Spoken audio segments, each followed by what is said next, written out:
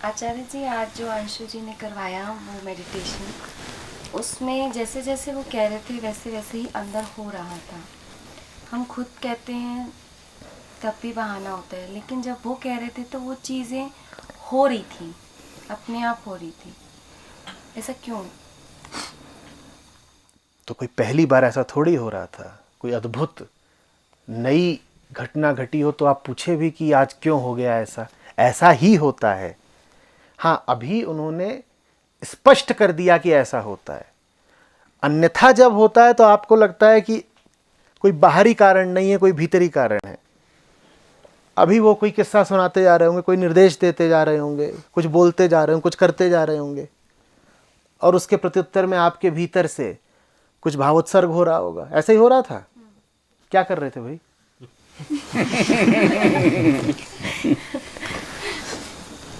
कि दो तरीके के अनुभवों का भेद जताया जा रहा था। जो भी सुमधुर अनुभव आपके जीवन काल में रहा हो उसको मन के सामने रखिए, फिर कुछ संगीत बजाकर उस भाव को देखिए, फिर उसके 5-10 मिनट बाद उसके एकदम विपरीत आपका दुखद अनुभव जो आपको जिसको आप दोहराना नहीं चाहिए उसको भी सामने रखिए, और फिर बीच में देखिए कि आप हैं, उसको फिर 10-15 मिनट तक उसी को घुमा घुमा कर। तो ऐसा ही तो होता है।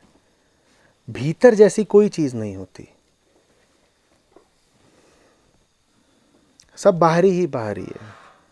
जब तुम कहते भी हो कि मेरे भीतर से दुख उठा है, तो भीतर से थोड़ी ही उठा है, वो बाहरी उपद्रव ही है।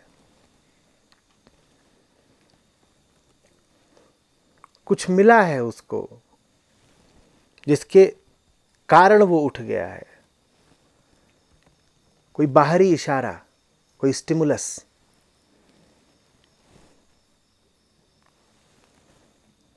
हाँ, वो तुम्हें पता ना चले वो अलग बात है।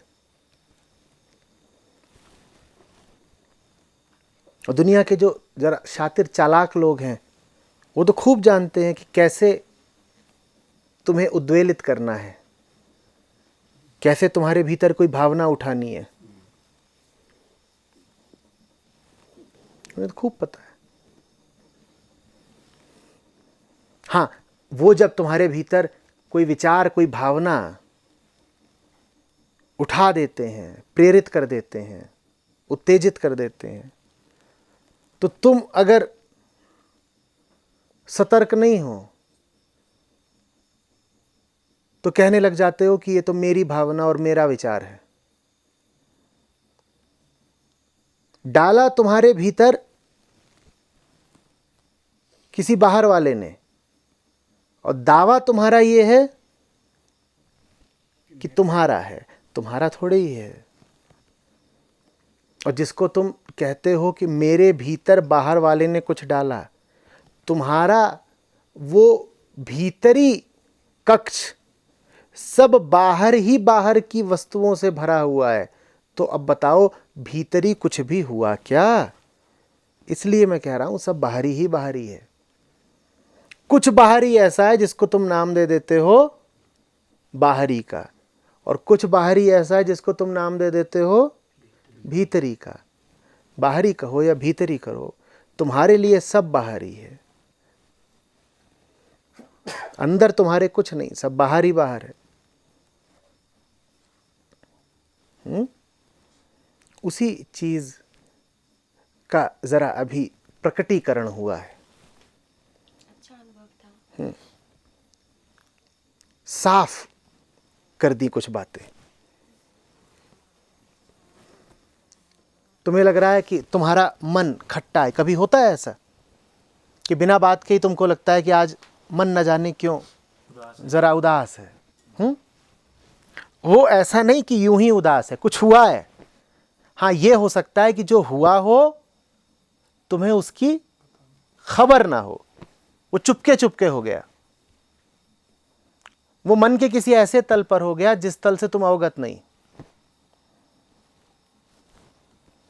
उदाहरण के लिए, तुम एक बार किसी कमरे में रुके थे जिसमें ऐसी ही खिड़की थी, और उस कमरे में तुम्हारी पिटाई हो गई थी, और बहुत पहले की बात है। तुम्हें याद भी नहीं कि उस कमरे की खिड़की ऐसी थी, पर मन के किसी हिस्से में ये खिड़की प्रतीक की तरह बैठी हुई है। खिड़की किसका प्रतीक है? पिटाई का।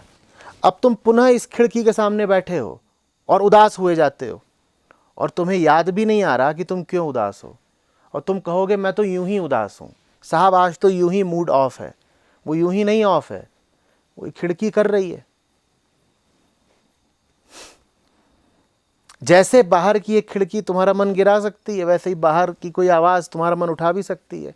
अभी यहाँ पीछे से एम्बुलेंस गुजरी थी।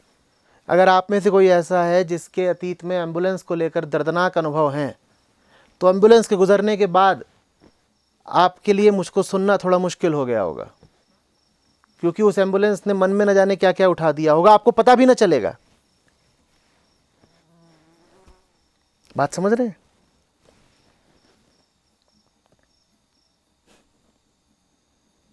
जो भी तुम्हारे भीतर हो रहा है वो बाहरी ही है। भीतरी तो उसको बोलो ही मत। भीतरी बोलने में खतरा है। खतरा यह है कि तुम भीतरी कहकर चीज को सत्यता दे देते हो ना। जो भीतरी है वो सच्चा है। जैसे ही तुमने किसी चीज को कह दिया कि भीतरी है, वैसे ही तुमने कह दिया कि आत्यंतिक है, आत्मिक है, सत्य है। तो भीतरी बोलो ही मत। उत्तेजना उठ रही है, बाहरी है। क्रोध उठ रहा है, बाहरी है। सुख उठ रहा है, बाहरी है। दुख का अनुभव है, बाहरी है। सब बाहरी ही बाहरी, और बाहरी तो है भी। विज्ञापन दाताओं से पूछो ना, वो तुम्हें बताएंगे। उन्होंने इस कला को खूब गह लिया है कि कैसे तुम्हारे भीतर भाव उठाने हैं, लोभ उठाना है, भावनाएं उठानी है, वो जानते हैं। लेकिन तुम्हारे भीतर जब कामना उठ जाती है तो तुम ये थोड़े ही कहते हो कि विज्ञापन ने मेरे भीतर कामना उठाई। तुम फिर कहते हो कि ये चाहत मेरी है। तुम कहते हो मेरा मन कर रहा है फलानी चीज खरीदने का, यही कहते हो ना। और फिर उस चीज को खरीदने से अगर तुम्हें वंचित किया जाए, वर्जित किया जाए, तो तुम्हें क्रोध भी बहुत आता है। तुम कहते हो देखो मेरी मांग नहीं पूरी की जा रही, जबकि तथ्य यह है कि वो मांग तुम्हारी है ही नहीं। मौलिक रूप से वो विचार तुम्हारा है ही नहीं। वो विचार तुम्हारे भीतर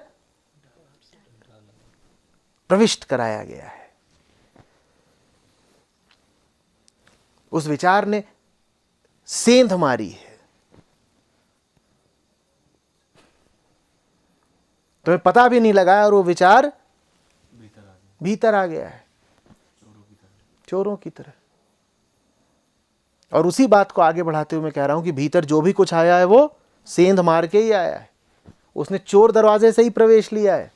इसीलिए बोलो ही मत कि कुछ भी भीतर ही है। तुम कह दो भीतर जो भी कुछ बैठा हुआ है तो वो बाहरी ही।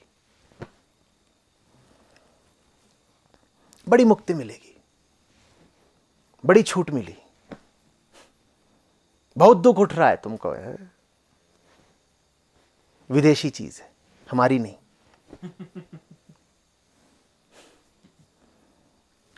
सुख को भी यही बोलना पड़ेगा भाई फिर। सुख को भी यही बोलना पड़ेगा। क्या आयातित है, हमारा नहीं। ठीक है, हम मौज में हैं, वो हमारी है। जो हमसे कभी ना छीन सके वो हमारा है।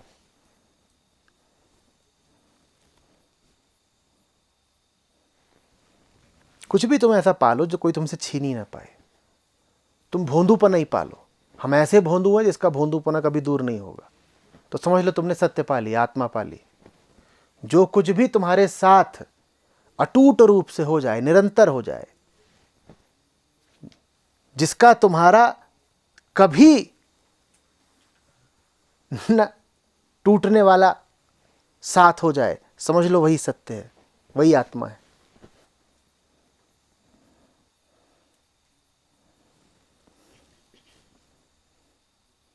बाकी सब